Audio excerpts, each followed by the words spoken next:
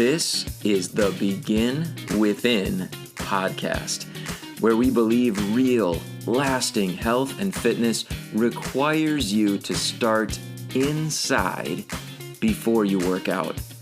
I'm your host, Nate Slegger, and I'm here to show you behind the scenes of fitness.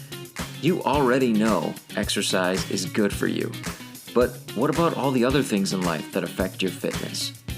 If you're looking for extra motivation to get started or to make sure you keep going, this is the place for you.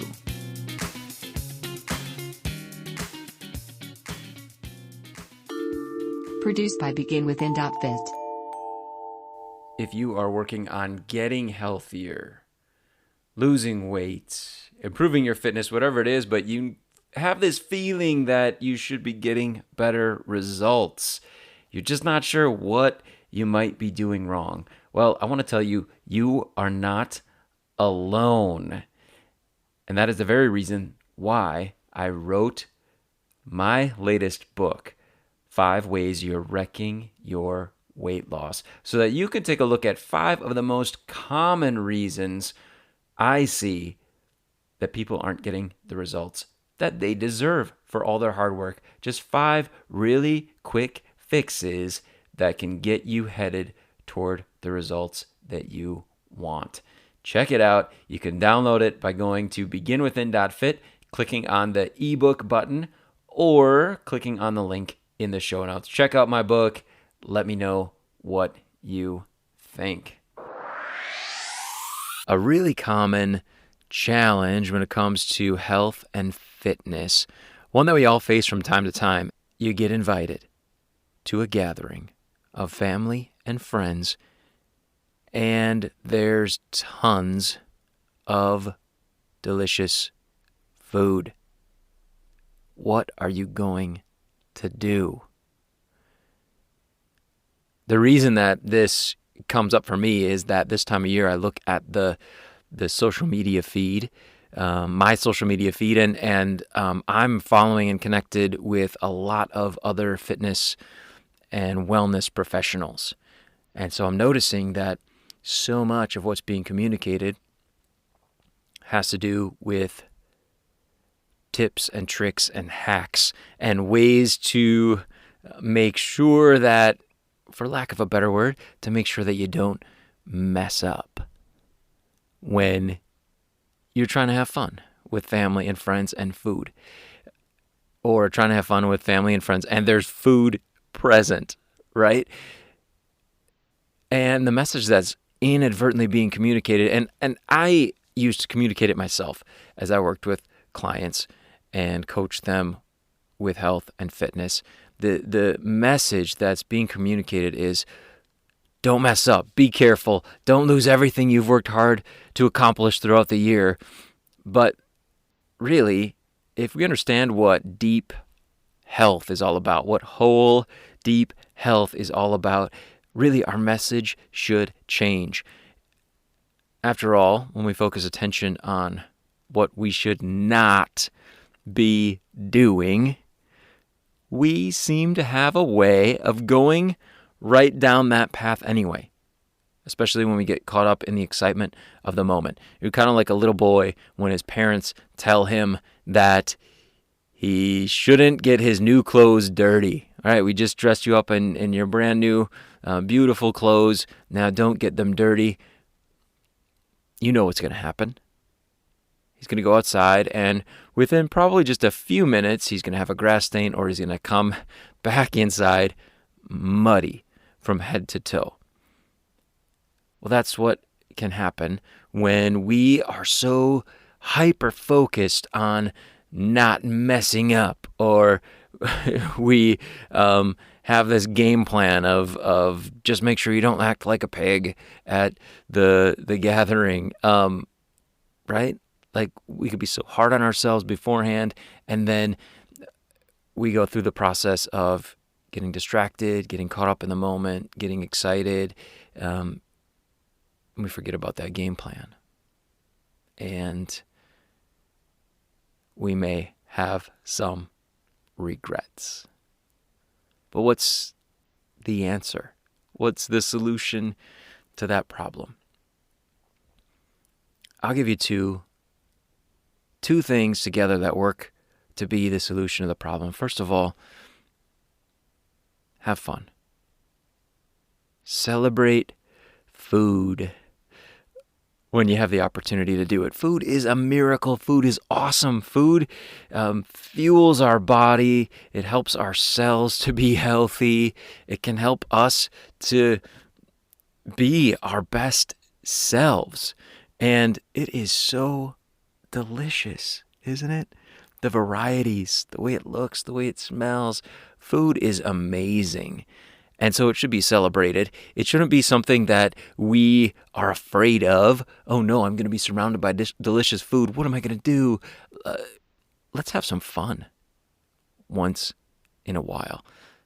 The reality is, and you know this, that one salad is not going to transform you or me into a healthy person, right? Just one meal isn't going to make us lose body fat and become healthier versions of ourselves. At the same time, one fun meal isn't going to hurt us either. It's not going to transform us into someone on the other end of the spectrum from healthy and fit.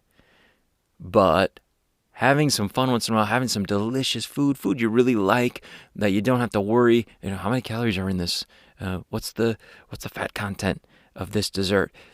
Having some fun once in a while is part of being healthy. But I'll add one more important key that will ensure that the next time you're in that situation with lots of food and family and friends, that you actually do have fun and you make good memories with the people that are around you and with even the food that might be present in that situation. This is not going to be a message of those little tips and tricks, those survival hacks of drink a big glass of water before you eat, fill up on vegetables first, or, skip the gravy and dessert, because none of us wants to do those things, right? When we're with our family and friends, we want to have a good time. We want to have good food. We want to have fun. But at the same time, I'm sure you're a lot like me, and you find that one of the biggest fun killers is looking back with regret on a situation that could have been really positive if we had just been a little bit more careful. So where's the balance? Those moments when we throw caution to the wind and we try to ignore the consequences, it's still really hard to truly have fun. Isn't there always that part of you that knows the truth that, hey, there's going to be consequences for this behavior? And of course, it could be easy to feel that way when we're surrounded by really good food, right? We could just say oh, whatever, let's dive in. I'll worry about tomorrow. And that might be kind of fun at first. It might feel like fun at first, but I'm reminded of a situation that happened with our little dog, Jack, when he was a puppy. He was about 4 months old. He loved food like puppies do, and he was over at my mother and father-in-law's house, and they have a dog, an English lab, and their dog has his food in a 5-gallon bucket in the pantry. And the door of the pantry is usually closed, but the day that Jack was over there, it was open. And that bucket of food was also open. And you can imagine what he did. Actually, both dogs, they weren't being watched, and they went for it. They just buried their heads, both of them together in that bucket, and they just ate, and they ate, and they ate. Of course, they're dogs, so they have no consciousness at all about the consequences of what they're doing. And I want to tell you, our little guy was miserable because he acted in that way. He was really sick. His little belly was bloated, and we had to take him to the veterinary emergency room that evening. He was super uncomfortable. It was really sad to see. My wife and I, our hearts were just like breaking for that little guy. Of course, it was nobody's fault. It just happened, and he's okay. Like, you should know that. Like, he didn't have to stay overnight or anything. Like, everything went fine. He didn't eat for like a whole day, like 24 hours before he could eat again. But the moral of that story is this. You don't want to be anything close to the human version of what our little puppy Jack went through that day, of just like throwing caution to the wind, like, forget about the consequences, let's jump in. Again, is that really fun? Of course not, because we know that there's going to be consequences, right?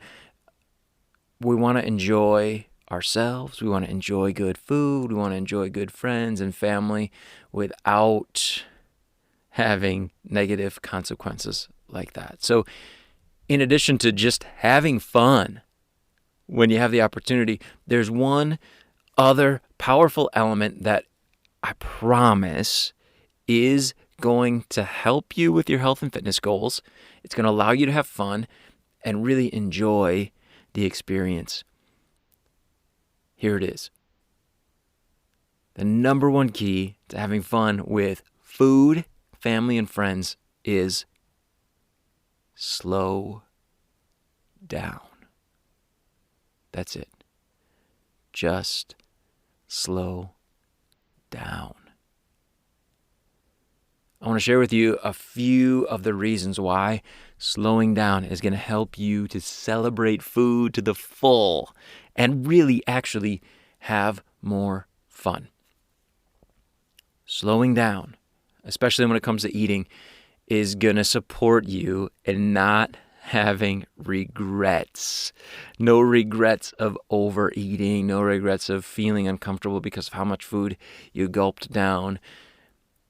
Instead, slowing down helps you to savor the foods that you're eating, to actually enjoy them to the full, to not miss out on how delicious they really are, and to not miss out on how fun food really is.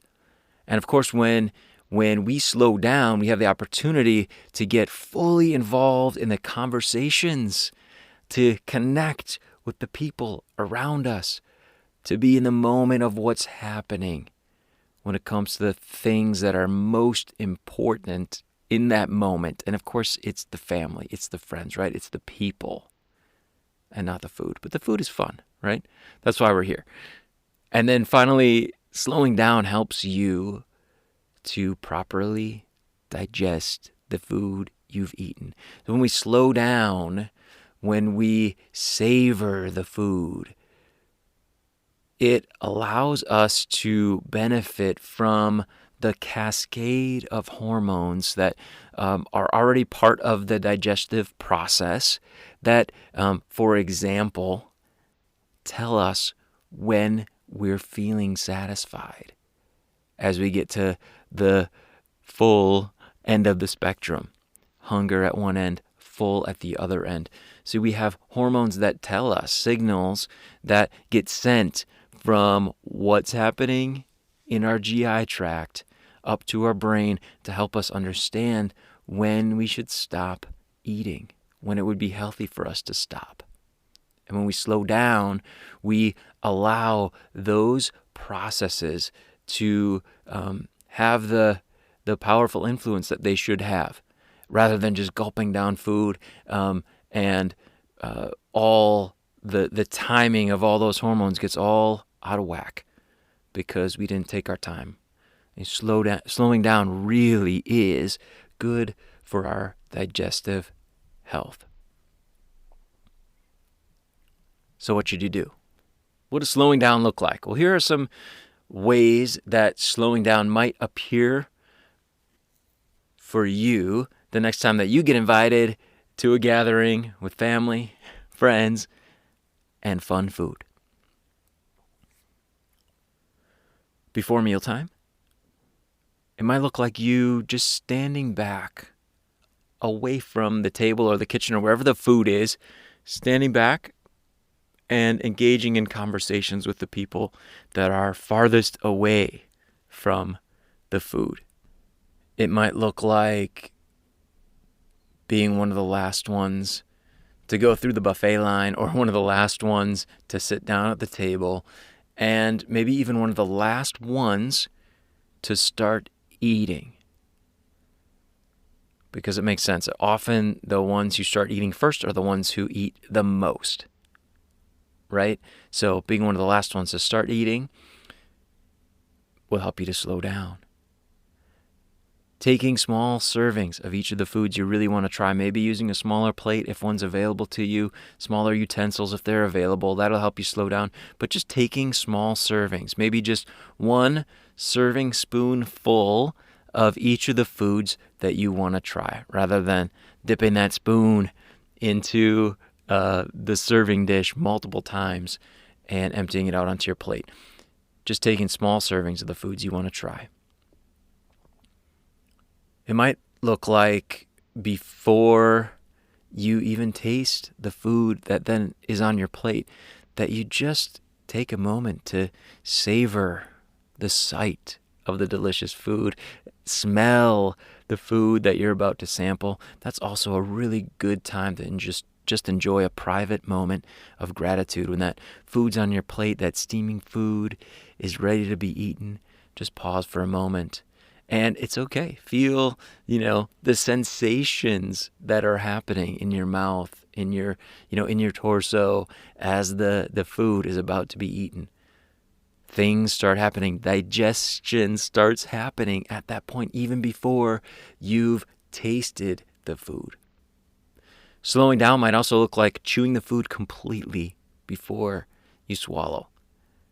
Slowing down might also look like taking a break in between bites, maybe taking a drink of water, setting your fork or your spoon down, maybe taking a deep breath in between bites, just doing something naturally that will help you to just take a little break in between bites. Slowing down might also sound like you expressing appreciation and telling the host or the cook what you enjoy most about the foods that they've prepared. So it takes a little bit of intention on your part to take note of what you appreciate about which of the foods, and then to speak up and let them know. They'll appreciate that you did that. That'll make a big difference to them after they've put all that work into it. Slowing down might also look like you taking note of the pace of the other people in the group, the pace at which they're eating, that is. And then noticing who's the slowest in the group. Pick out one of the slower people, and you could even match their pace. They're doing fine. Just slow down and try to see who can eat the slowest between you and the slowest person in the group. Kind of a fun little game that you can play while still being engaged in the conversation and enjoying the moment. And it might also mean taking a moment when your plate is empty before you go grab more food and just notice how full or satisfied you're feeling before you go and explore other good foods. The main point is this: have fun. Go ahead and celebrate food. You don't have to be afraid of it. You don't have to be worried about the next time that you're going to encounter delicious food in large quantities. But the next time that you have an opportunity to do so, really enjoy it. Really have fun by slowing down. When you do that, you will support your health and fitness goals, and you'll also be creating positive memories with your family, with your friends, and with the food that's there. And here's the really nice thing is the topic that we talked about today, slowing down, is actually a skill that you can and you should be working on developing all the time, every single day as you eat. So it's not just about a a trick or a hack that you're going to use once a year or once in a while to get through, a buffet situation. I mean, it will help you to do that, but it's a skill that is going to serve you day in and day out as you cultivate it, and it will support your health and your fitness goals big time. Hey, thank you so much for joining me here on the Begin Within podcast. I hope these tips were beneficial for you. I hope that in the future, when you have the opportunity to gather with friends and family and food, that some of what we discussed here today can really support you to enjoy yourself more fully and make really great memories with your loved ones. I'll talk to you again